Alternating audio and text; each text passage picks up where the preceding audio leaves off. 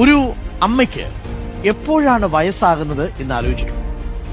മാധവിക്കുട്ടി എന്ന കമലാസുരയുടെ middle age എന്നൊരു English കവിതയുണ്ട്.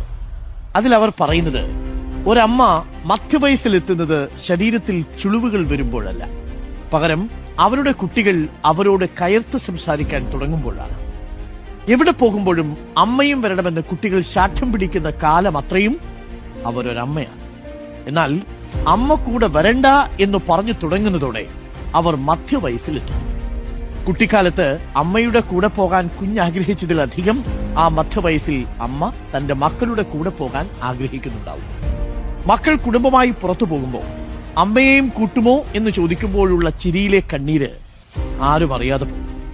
അമ്മയ്ക്ക് വേണ്ടപ്പെട്ടവരുടെ അടുത്തേക്ക് ആക്കിത്തരുമോ എന്ന ചോദ്യത്തിന് എനിക്ക് തിരക്കാണ്, അമ്മ ഒറ്റയ്ക്ക് പൊക്കോളൂ എന്ന ഉത്തരമൊക്കെ കൊടുക്കുമ്പോൾ പണ്ട് എവിടെ പോകുമ്പോഴും കൂടെ പോകാൻ കരഞ്ഞ മകനെ അഥവാ മകളെ ആ അമ്മ ഓർമ്മിക്കുന്നു.